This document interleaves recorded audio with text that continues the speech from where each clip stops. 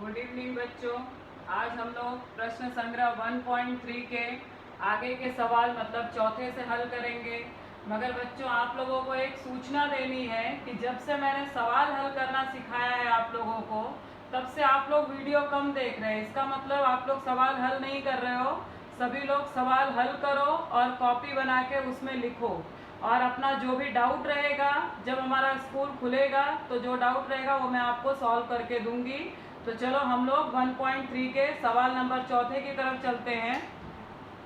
हमारा चौथा सवाल है, त्रिभुज ABC में AP लंब BC, BQ लंब AC और BPC एक रेखीय है, AQC एक रेखीय है। तो हमें सिद्ध करना है, सिद्ध करो कि त्रिभुज CPA समरूप त्रिभुज CQB।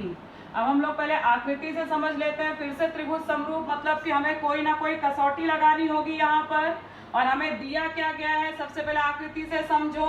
ये मेरे पास पहले तो बड़ा त्रिभुज है ABC। ABC में क्या क्या बोला है, AP लंब है BC पर और दूसरा बोला है BQ लंब है AC पर। ये हमें दिया है। और एक रेखी मतलब BPC देखो एक रेखा पर है दिया है और AQC एक रेखा पर है, ये हमें दिया गया है। हमें बोला है कौन कौन सा त्रिभुज समरूप करना है, CPA। CPA देख रहे हो, ये त्रिभुज हमारा CPA ये साइड का, और दूसरा बोला है CQB।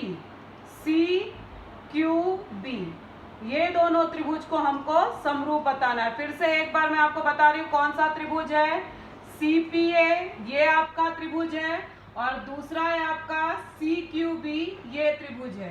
अब हम आकृति से ही पहले समझ लेते हैं कि इसको कैसे समरूप करना है।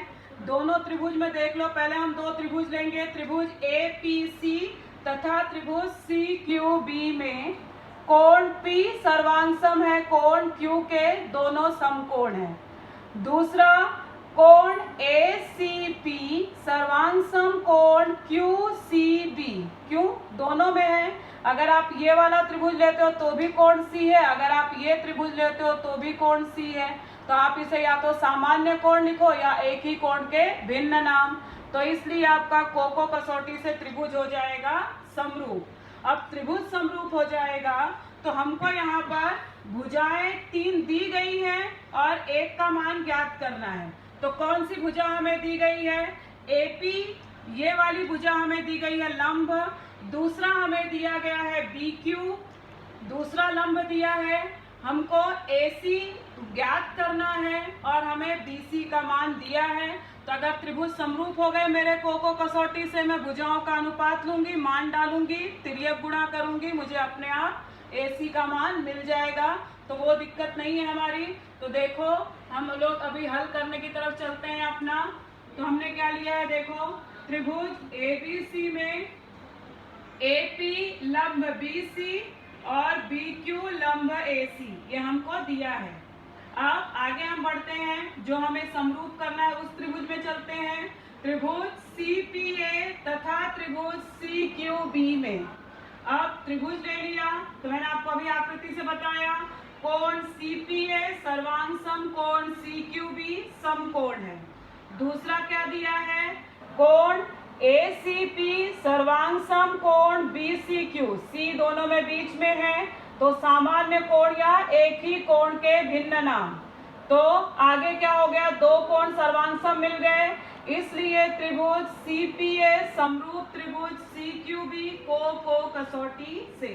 अब त्रिभुज समरूप हो गए तो भुजाएं समानुपाती हो जाएंगी, इसलिए AP बटे BQ बराबर AC बटे BC समरूप त्रिभुज की संगत भुजाएं। अब हम सबका मान डालेंगे, AP का मान है 7, BQ का मान है 8, AC नहीं पता है, BC का मान है 12। तो हमने सबका मान डाला। अब हम तिर्यक गुणा करेंगे, हमको क्या मिलेगा, 8 गुणे AC बराबर 7 गुणे 12। इसलिए AC को हमने इधर रखा, 8 का पक्षांतर हुआ 8 बटे में जाएगा, 7 गुणे 12 बटे 8 हमने 4 से कट किया, 4 दूनी 8, 4 तिहाई 12, 7 त्रिक 21 बटे यहाँ पर आएगा 2। 2 से 21 को काटा तो 10.5, इसलिए हमको AC का क्या मान मिला, 10.5 इकाई। ठीक है, तो ये हो गया हमारा सवाल नंबर 4 हल। अब हम लोग सवाल नंबर 5वें की तरफ चलते हैं। हमारा 5वां सवाल है, आकृति में चतुर्भुज PQRS समलंब चतुर्भुज है जिसमें PQ समांतर SR, AR बराबर 5AP, AS बराबर 5AQ। तो हमें सिद्ध करना है SR बराबर 5PQ। ऐसे सवाल परीक्षा में आ चुके हैं बोर्ड एग्जाम में, तो इसे ध्यान से समझो इस सवाल को। तो हमें अभी हम आकृति से देखेंगे कि हमको क्या क्या दिया है और क्या ज्ञात करना है। आप देख रहे हो, यह आपका चतुर्भुज है PQRS, ये समलंब चतुर्भुज है जिसमें आपको दिया है ये रेखा PQ समांतर है SR से, ये हमें दिया है। और हमें क्या क्या बोला गया है, हमें बोला है कि AR कहाँ पर है, AR जो है वो AP का 5 गुना है, मतलब अगर ये 1 होगा तो ये 5 होगा, तो मतलब 5 AP मिला के AR बना है। फिर हमको बोला है AS बराबर 5 AQ, AS जो है वो 5 AQ के बराबर है। तो हमें सिद्ध करना है कि जो SR है वो 5 PQ के बराबर है। अब इसे देख के हमें घबराना नहीं है कि ये क्या 5-5 है, क्योंकि ये हमारा क्या है, अगर आप 5 को हटा दो तो भुजाएं ही दिख रही हैं। अगर हम भुजाओं का अनुपात ले लेते हैं तो हमको अपने आप मिल जाएगा, जो 1 का अनुपात होगा वही सबका होगा, तो उससे हमें डरना नहीं है। सबसे पहले हमें क्या करना है, ये भुजाएं किस किस त्रिभुज की है वो देखना है, और अगर ये जिस त्रिभुज की भुजाएं हैं अगर वो त्रिभुज मेरे समरूप हो जाते हैं तो मेरे अपने आप मुझे भुजाओं का अनुपात मिलेगा, मैं हल करूंगी और मेरा उत्तर मिल जाएगा।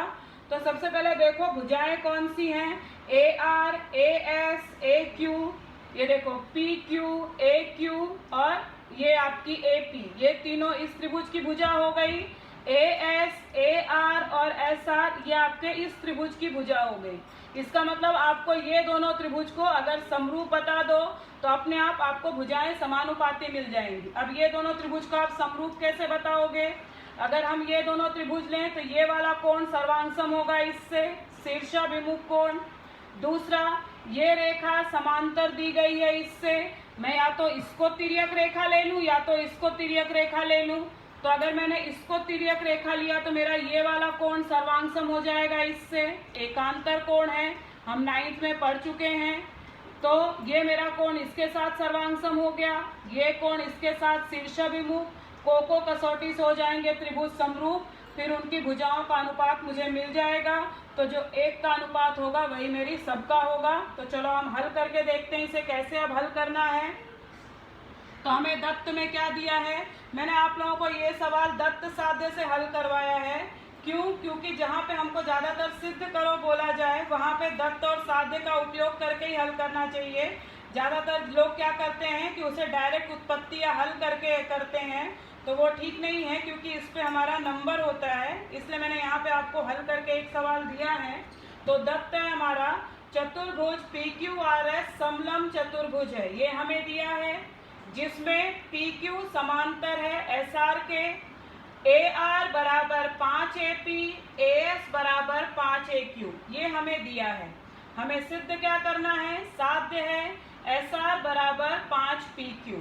अब देखो हम इसे हल कैसे करेंगे, उत्पत्ति शुरू किया है मैंने। चतुर्भुज PQRS समलंब चतुर्भुज है, PQ समांतर SR क्यों दत्त में, तथा PR इसकी तिर्यक रेखा है। मैंने अभी आपको बताया कि हम तिर्यक रेखा लेंगे तभी हमें एकांतर कोण मिलेगा, इसलिए कोण QPA सर्वांगसम कोण ARS एकांतर कोण समीकरण 1।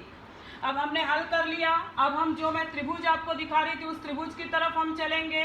त्रिभुज PQA तथा त्रिभुज RSA में क्या क्या दिया है, कोण QPA सर्वांगसम कोण ARS, क्यों, अभी मैंने समीकरण 1 में सिद्ध किया एकांतर कोण है, तथा कोण PAQ सर्वांगसम कोण SAR, ये हमारा है शीर्षाभिमुख कोण। इसलिए त्रिभुज PAQ समरूप त्रिभुज RSA को कसौटी से। अब मेरा त्रिभुज समरूप हो गया, इसलिए भुजाओं का अनुपात मैंने ले लिया। इसलिए PQ बटे SR बराबर AQ बटे AS बराबर AP बटे AR समरूप त्रिभुज की संगत भुजाएं, मैंने इसे नाम दिया है समीकरण 2। अब देखो ये तो अनुपात मुझे मिल गया, परंतु AR बराबर 5 AP ये हमको दत्त में दिया हुआ है। AR बराबर 5 AP मैंने यहाँ लिखा है दत्त से। इसलिए अगर मैं अनुपात लूं AR, अब यहाँ पे आएगा तो ये गुणे में है, बटे में हो जाएगा। AR बटे AP बराबर 5, मगर मुझे AR बटे AP नहीं चाहिए, AP बटे AR चाहिए। इसलिए अगर मैं इसको उल्टा करूं AP बटे AR तो ये 5 का हो जाएगा 1 बटे 5। ये हो गया समीकरण 3। अब समीकरण 2 और 3 की तुलना करेंगे अगर हम, तो ये मेरा AP बटे AR इसके बराबर है, इसके बराबर है, तो ये तीनों मेरे क्या हो जाएंगे 1 बटे 5 के बराबर हो जाएंगे।